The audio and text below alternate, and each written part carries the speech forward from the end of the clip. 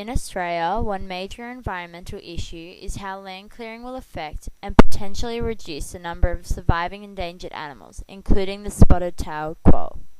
A company located in Tasmania, called Van Diemen's Land Company, submitted an application to the Australian government to expand its Woolnorth dairy in Tasmania. This process would involve the clearing of native vegetation for conversion to dairy pasture. Whilst this issue is occurring on a large scale in Tasmania, it is nationwide. Research that has been conducted found that spotted-tailed quolls have declined in both range and numbers by as much as 50 to 90% since the Europeans first settled in Australia. This drop in numbers and range has seen them become a vulnerable species within Australia. In this documentary, we will look at the different point of views on this issue, as well as look at a similar situation which is occurring with the Sumatran tigers in Sumatra. The article I chose for my research to be based upon is called Van Diemen's Land Forest Clearing Will Reduce the Number of Endangered Devils and Quolls, and was written by Peter McGlone, who is the director of the Tasmanian Conservation Trust. As with all arguments, there are two sides. On the one side is the author of the chosen article, Peter McGlone, who supports the concept that the clearing of natural vegetation has a serious effect on the endangered spotted-tailed quolls nationwide. Native carnivores in Australia live at a low density, so they are one of the first species to be affected by a fragmented landscape. Over a number of years, there have been a recorded historical decline in the number of spotted-tailed quolls of about 50% of the species' prior range in Victoria, which for a large percentage is due to land clearing and fragmentation of habitat. On the opposing side is Van Diemen's Land Company, which support land clearing. This is a view of both farmers and large companies who possess large amounts of property and land. In 2012, VDL Co. wished to expand the area they owned under pasture by clearing and transforming an area of the remaining native vegetation located on the property. This vegetation being the home to both the Tasmanian devil and the spotted-tailed quoll. The reason for this wish to expand is to enable the company to utilise the property they possess and create the potential to gain more profit. This is a particularly controversial issue, as whilst land clearing certainly has catastrophic effects on many endangered species, including the spotted-tailed quoll, farmers and companies also still wish to clear their land to be able to produce a greater output. Peter McGlone and the Tasmanian Conservation Trust Inc.'s point of view is partially based on opinion, as the article is worded to affect the readers emotionally. However, with some research, some information from credible sources that back up the information that has been provided in the article, such as statistics, reporting the declining number of spotted-tailed quolls in Australia. It is uncertain though if the opinion of Peter McGlone is credible, however, because aside from being the director of the Tasmanian Conservation Trust Inc., he has no other known qualifications in that area. However, the point of view of VDL Co. is for the main part based on opinion. They believe that it will be beneficial for their company if they expand and develop their land onto essential native habitat, which is home to many endangered or vulnerable species. In a sense, VDL Co. has partially considered the ecologically sustainable development, as whilst they still proceeded with the land clearing of the natural vegetation, they made a decision to cut back on the amount of land that they planned to clear. The approach taken by VDL Co. was to avoid habitats where viable, minimising impacts where it is not viable, and to offset the residual impact. Many other species of animals around the world suffer from the devastating consequences of deforestation. One particular species that I will focus on is the Sumatran tiger. This tiger subspecies is only found on the island of Sumatra in Indonesia. Currently, less than 400 Sumatran tigers are left surviving. The accelerating pace of deforestation and poaching could lead to the demise of this majestic subspecies of tiger. Similar to the habitat of the spotted-tailed quolls, the habitat of the Sumatran tiger has been dramatically reduced due to clearing for agriculture, plantations and settlement. In some areas, illegal timber harvesting and deforestation are completely out of control. In each circumstance, there are those that are against the destruction of the natural habitat, and then there are those that feel as though the clearing of forests is necessary. World Wildlife Fund for Nature, WWF, are one of the organisations that are helping to try and alleviate the problem of deforestation in Sumatra. They assist in influencing land use planning. They help design land use plans which incorporate critical wildlife habitat.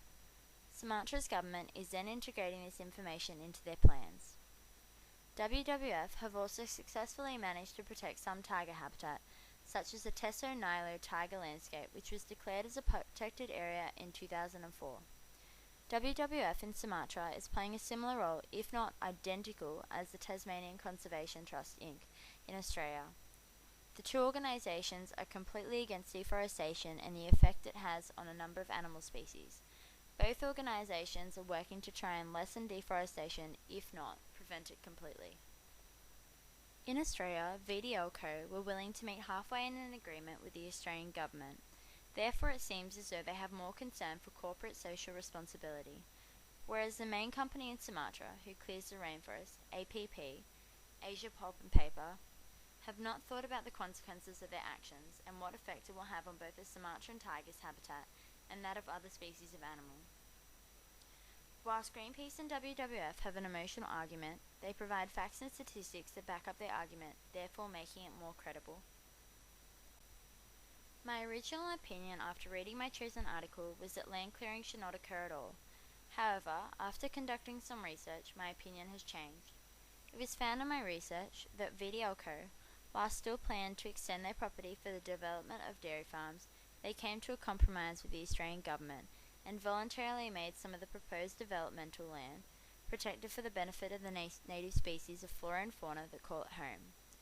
The company also maintained habitat strips, which connect habitats with wildlife corridors.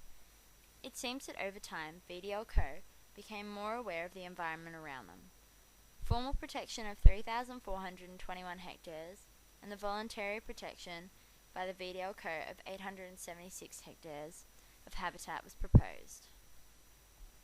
It is evident that the land clearing of natural vegetation has a negative impact on the population of spotted-tailed quolls, but in my opinion, we are unable to stop land clearing completely, as it is part of the growth of many companies, which assists and influences our country's economy.